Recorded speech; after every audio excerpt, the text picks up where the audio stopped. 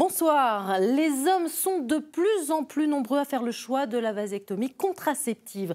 En 12 ans, le nombre de vasectomies a été multiplié par 15 en France. Une méthode de stérilisation masculine irréversible qui nécessite une petite opération chirurgicale.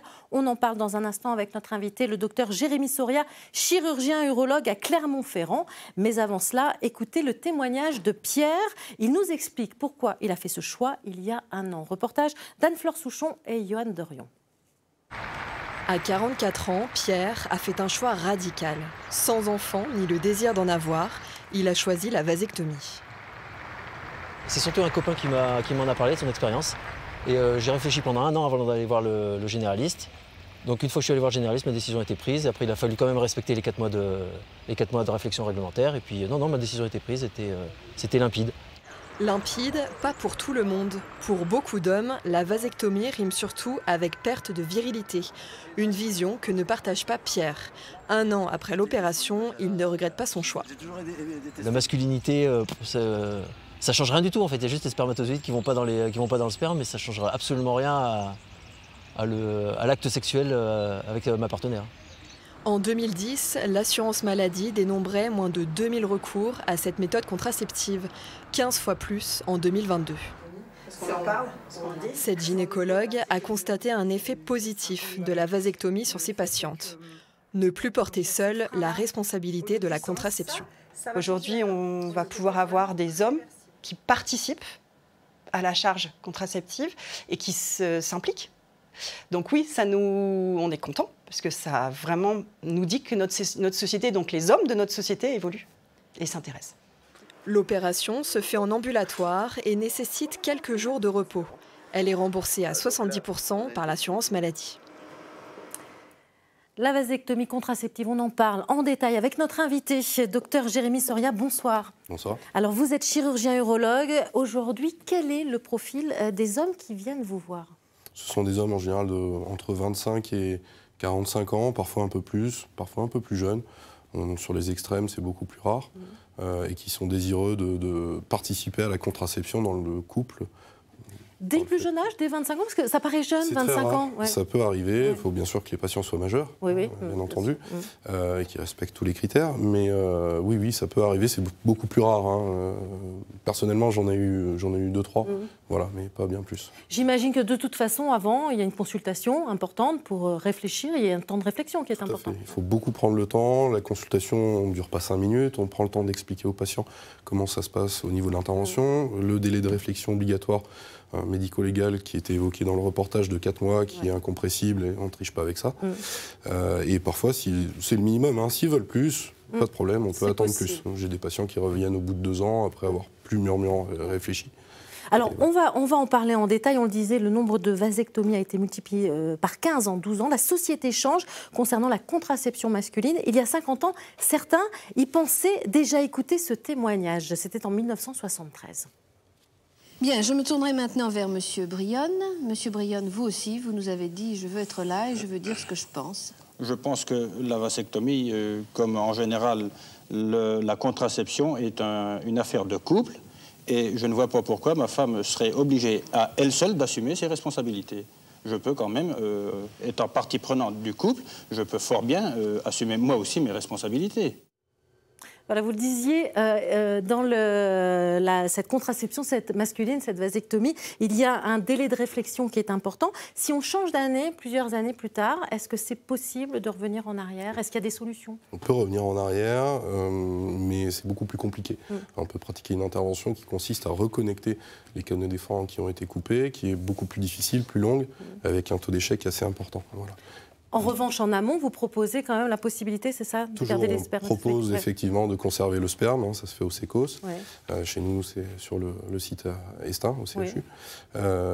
Et ça permet de faire machine arrière s'il y avait un imprévu plus tard Voilà, mais sous couvert d'une assistance médicale à la procréation qui se fait dans les règles. Donc il y a quand même possibilité par la suite. Vous parliez d'opération de revenir en arrière. Le taux d'échec, c'est de combien de pourcents? C'est 70%. 70%. Donc voilà, mais il y a quand même la possibilité quand même d'avoir des enfants, effectivement, avec ces spermes que l'on peut justement mettre à la banque des spermes. On va parler à présent de l'intervention. Vous allez nous expliquer en quoi ça consiste. Mais avant cela, je vous propose d'écouter le professeur Netter. On revient 50 ans en arrière. C'est pour ça qu'on en parlait déjà. Il expliquait déjà cette intervention chirurgicale aux téléspectateurs.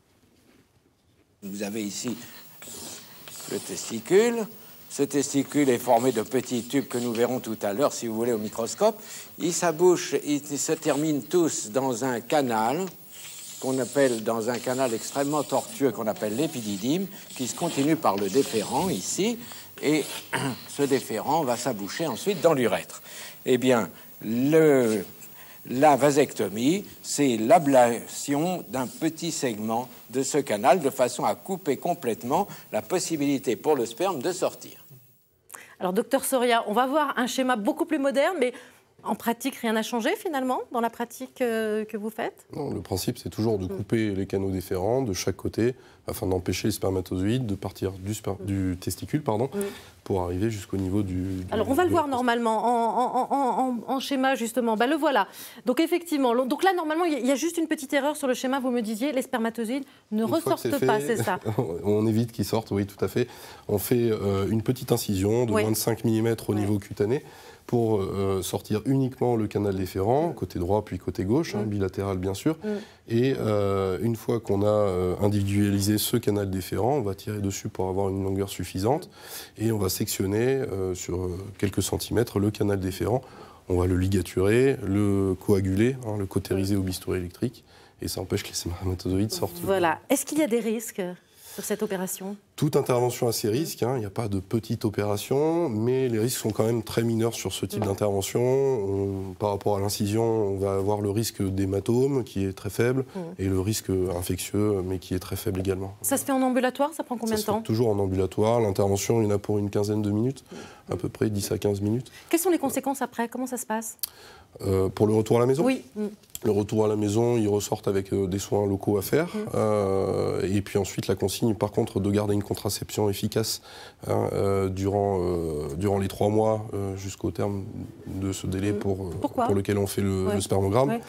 Et qui doit montrer patte blanche pour pouvoir arrêter tout autre moyen de contraception. Et en termes d'arrêt de travail, ça dépend des patients. Les gens qui travaillent dans les bureaux, qui sont plutôt un peu sédentaires, on leur propose de reprendre le travail dès le lendemain. Il y a des douleurs? Il peut y avoir des douleurs? Il peut y avoir des douleurs.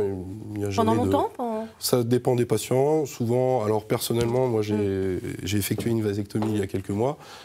J'ai ressenti des douleurs pendant 4 à 5 jours qui étaient tout à fait supportables. Parfois, les patients ont moins de douleurs et parfois, de temps en temps, ça peut durer plus longtemps, effectivement, jusqu'à 1 mois. Beaucoup de personnes se posent la question, est-ce qu'il y a des conséquences hormonales sur le plaisir, sur l'érection, sur l'éjaculation? Ça ne change absolument rien. On ne va pas court-circuiter la fabrication d'hormones par le testicule. Sur le plaisir, on a toujours, au moment de l'éjaculation, une émission de sperme. C'est juste qu'à l'intérieur du sperme, on n'aura pas ces petites graines, les spermatozoïdes, qui permettent la procréation. Voilà.